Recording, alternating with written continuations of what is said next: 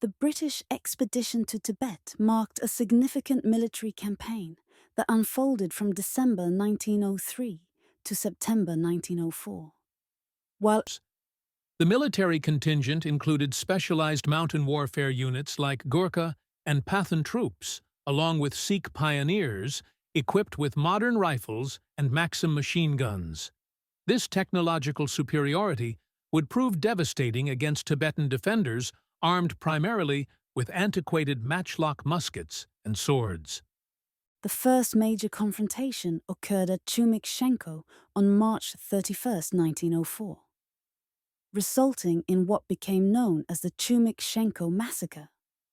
When Tibetan forces refused to vacate their positions, fighting erupted after a Tibetan general allegedly shot a Sikh soldier. The British response was overwhelming. Maxim guns and rifle fire killed between 600 to 700 Tibetans while wounding 168 others. British casualties numbered only 12 wounded.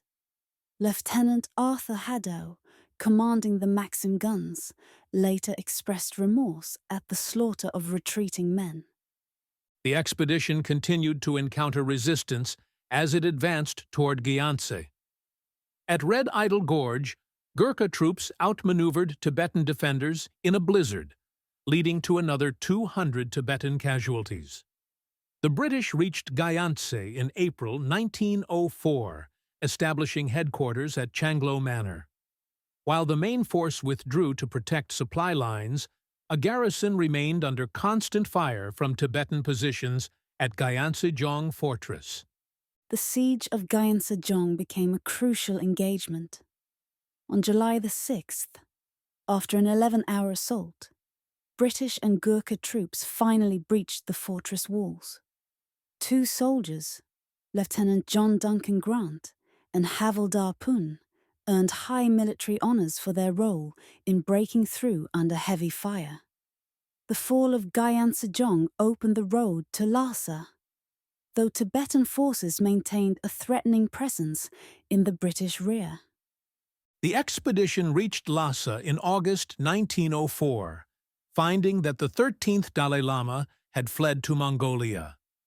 Younghusband pressured remaining Tibetan officials into signing the convention between Great Britain and Tibet on September 4, 1904, at the Potala Palace.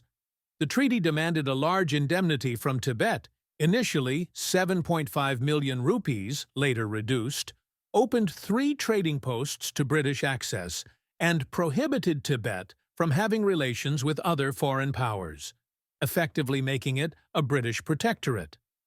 The campaign's aftermath revealed its limited strategic value. The Russian threat proved largely imaginary, with their presence in Tibet amounting to just 30 rifles. The treaty provisions proved difficult to enforce, and China reasserted control over Tibet through its own military expedition in 1910.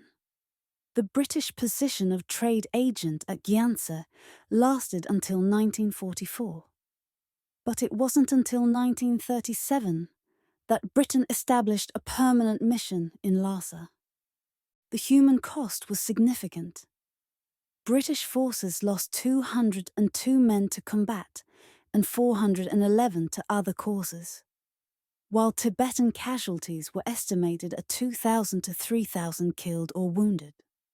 The campaign proved controversial in Britain, where colonial wars had become increasingly unpopular.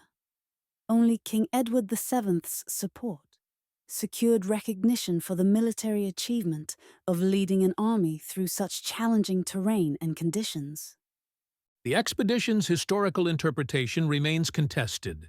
Chinese sources portray it as part of their century of humiliation by Western powers, presenting Tibetan resistance as loyalty to China. They've established a resistance against the British Museum at Gyantsejong, promoting this narrative.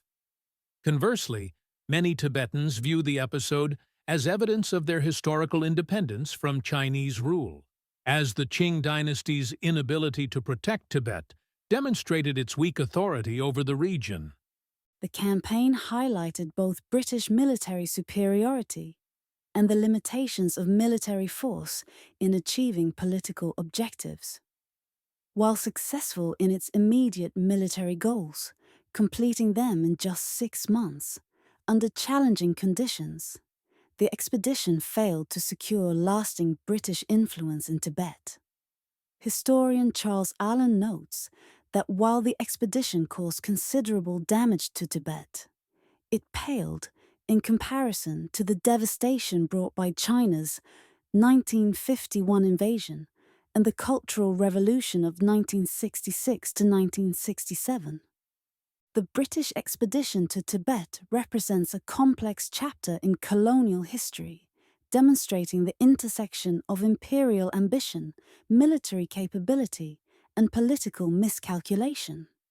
Its effects continue to influence modern interpretations of Tibet's historical status and its relationship with China, making it a significant reference point in ongoing discussions about Tibetan autonomy and sovereignty.